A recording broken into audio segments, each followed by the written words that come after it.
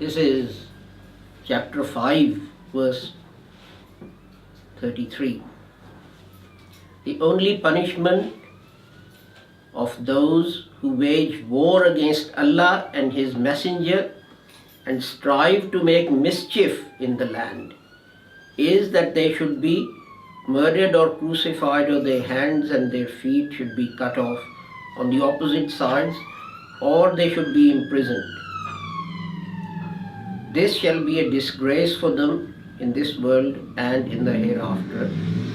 And in the hereafter they shall have a grievous chastisement.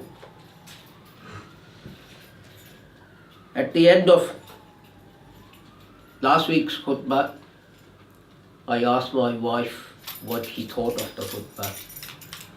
And she said, for love of God, what were you talking about?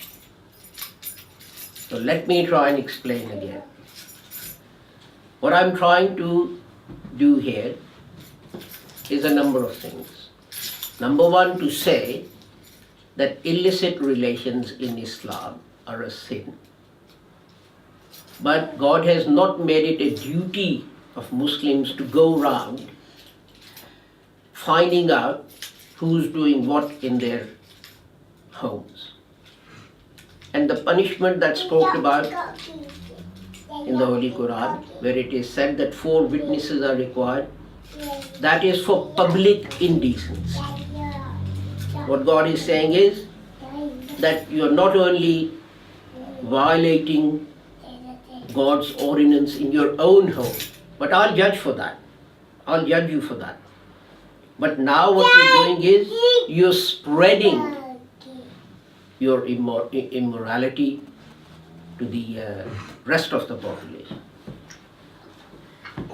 Now this is not such a strange concept, because there is a law of public decency in the United Kingdom, in the United States, in Canada, everywhere. That things that you may do in your own home in private, that the government may not interfere in, you're not allowed to do in public. And that's the whole point of having 4 witnesses. If it applied to what happens inside your homes, how will you find 4 witnesses? So that was one aspect of that. And the other thing that I wanted to cover was that what we talked about last week essentially meant that the 2 parties consented to what was happening. But this week I want to look at what happens if one of the parties does not consent, and it is generally women. Now I have recited this verse of the Holy Quran, which I said is chapter 5, verse 33, because it occurred to me to look at the meaning of the term yuharibun Allah. Harab, yuharibun comes from haraba, which is taken to mean many things, but generally it's translated as war or fight. But the actual meaning of harab is to take something that does not belong to you by violence. That is the original meaning. And then when we look at translations of the Holy Quran, it's translated as armed robbery, it's translated as terrorism, etc. But the original meaning is that you take something and there is duress involved. You put fear into someone's heart and force them to give up something.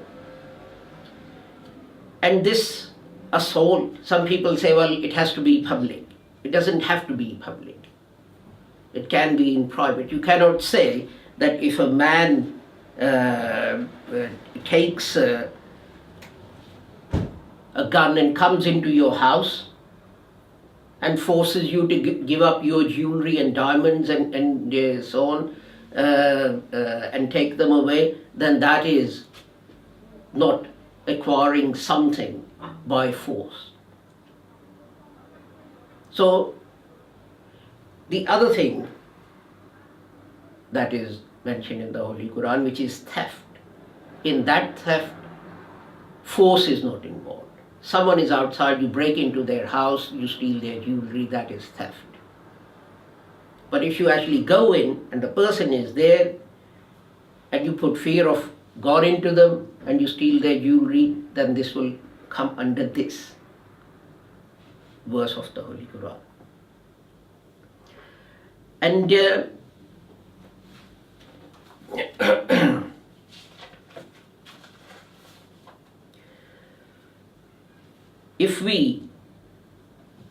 there's a book called Fiqh Sunnah. If you read that, it gives exactly the definition of this word that I've given to you. It says to publicly or privately, in urban areas or in a desert, collectively or individually. So you can see what this jurist is doing. He's going through each situation where someone could forcibly take something, collectively or individually. So that you can't say, well, if a man did this individually, yes, he is guilty, but if 3 of them did it, no, they're not guilty. You can't say that if it happened in urban areas, in cities, then it is this definition applies. But if it's in a desert and there's no one else around, then this definition doesn't apply.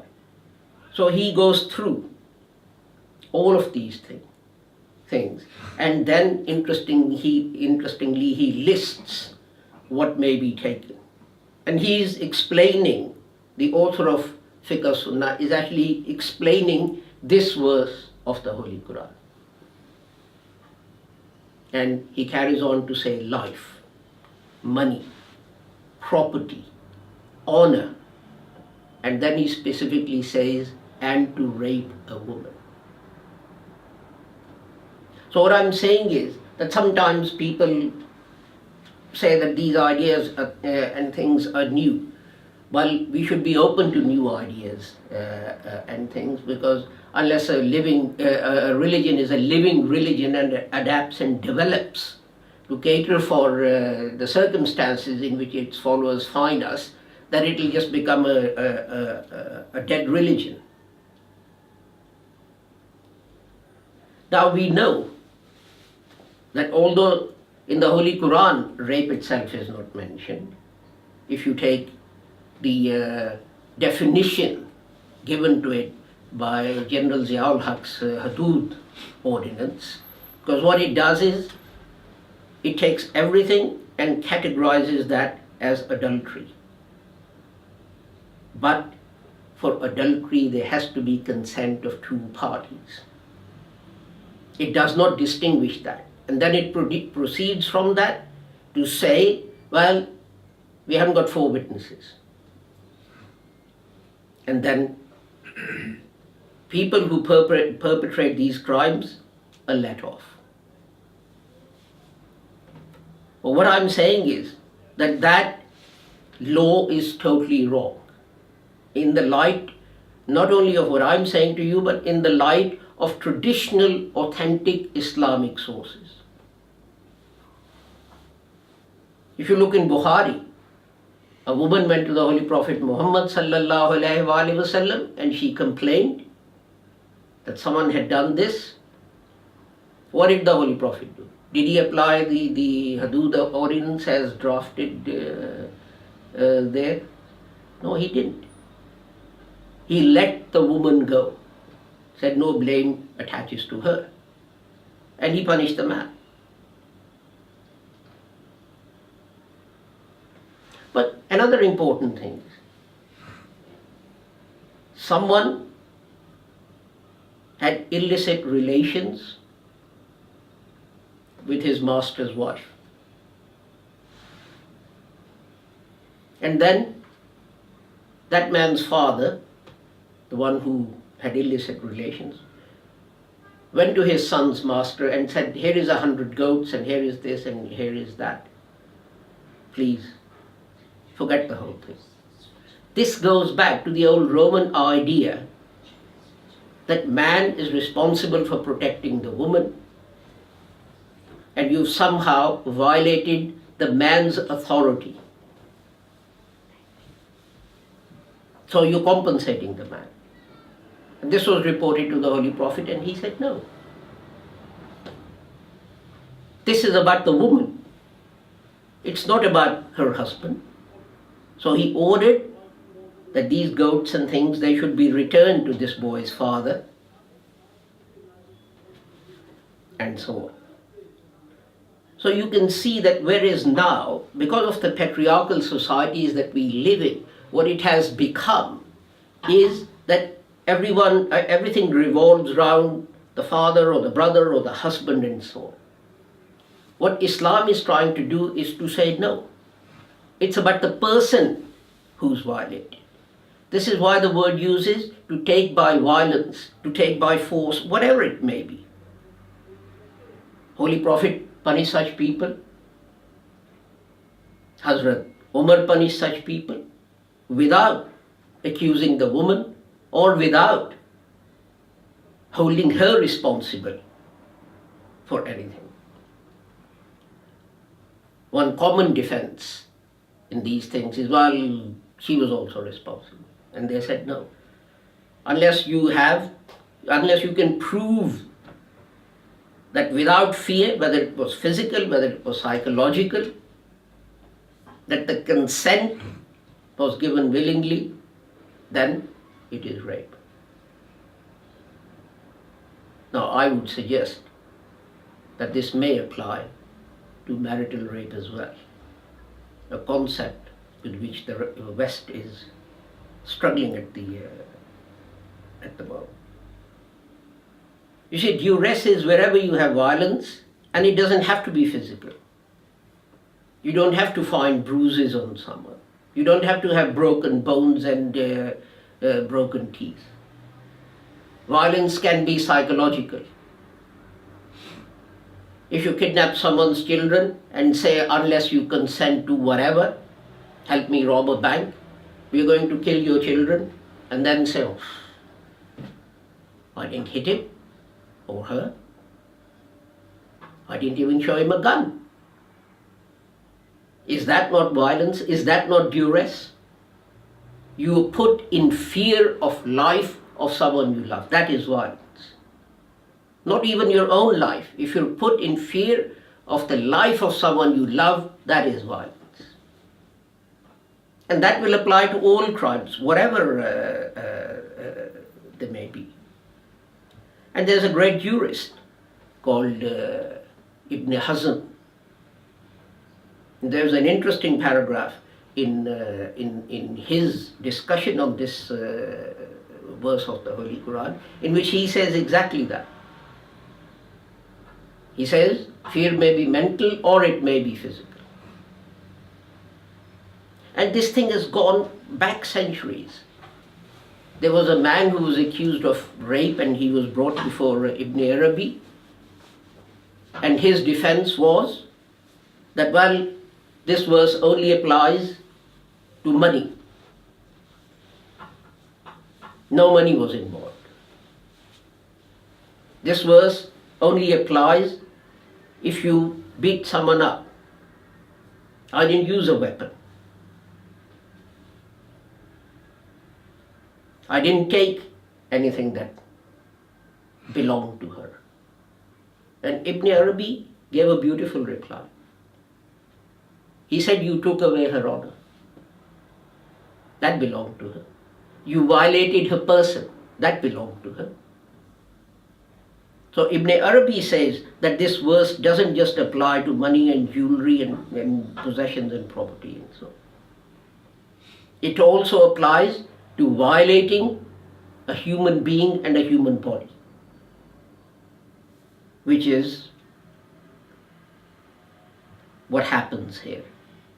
Now, apart from the fact that I started off by looking at the original meaning of this word, and I thought I'd come up with something great and new. But when I looked into the history, I was amazed that our great jurists of the past had solved these problems for us. And yet we only pick those interpretations and those verses of the Holy Quran which are convenient to us and which basically help us maintain a patriarchal society. Ibn Arabi, Imam Ibn Hazm, Malki Fiqh, Hazrat Umar, the Holy Prophet Muhammad. How much authentication do you need to show that rape is not simple illicit sex, it is something different? And it needs to be treated in that way. I mean, I would go so far as to say that it is actually un-Islamic. It is against the Quran and the Hadith of the Holy Prophet sallallahu alaihi wasallam to treat these crimes in the manner in which they are. Basically, what is being said, go and rape and you'll never be tried. Because once you say it's zina and demand 4 eyewitnesses, evidence will never be found. And every person who commits this heinous crime will be allowed to go free. Now you see, there's a very important point. If you move this crime from where the hadood ordinance has it to where the Quran has it, and that is this: you no longer require 4 witnesses. If for murder, which is mentioned here, you can accept forensic evidence. If for crimes against the state, you can accept forensic evidence. A bomb blew up in this street. I caught you running 2 streets away, and I found traces of gunpowder or whatever on your hands. Therefore, you are guilty. This person is murdered. The knife with which the murder took place was found outside the house. We went in, we found your shawl. It had blood on it, and we forensically tested it, and it was the same blood as the girl who had been murdered and the same blood on the knife. Therefore, you murdered the girl. That kind of evidence can be put forward and is acceptable evidence in cases of rape. Because now it's a crime of a different category, which is what happened in all legal systems. If you have a crime that belongs to this category, this is the evidence you need, and that's the punishment you're going to get. If you have a crime of a different category, then different type of evidence may be acceptable and you may get different punishment. So all the evidence, such as it may be 1 or 2 eyewitnesses, medical evidence, DNA evidence, all of that becomes available to protect the honor of women, which this law purports to do and does not do. That is the important thing, because recently we had an appalling case in which a woman complained of rape by 3 men. There was no other evidence apart from her witness statement and DNA evidence. Men's semen was found on her clothes. And the judge said, sorry, this is not acceptable evidence, I need 4 people. Threw the case out, let the men go, and charge a woman with public indecence. Well, you accepted this happened. What kind of law is that? What kind of protection to women's honor is being given in that way? And that is because the law has been misinterpreted to make sure that we live in a patriarchal society where women are subdued and subjugated, and even when their persons are violated in this most intimate of manners, they have no recourse. And then the argument is, well, if you'd stayed at home, this wouldn't have happened. And this argument is frequently used in Eastern countries. If you don't go out, this won't happen to you. I use a similar argument. I said to men, well, if you don't go out, the same thing won't happen because it will only be women on the streets. But that wasn't acceptable.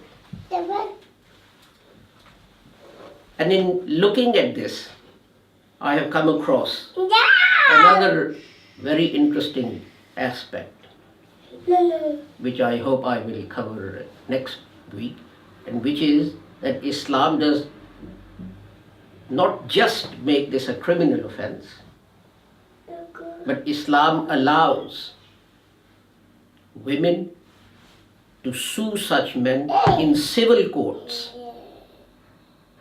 for violating their bodies and to seek redress and compensation.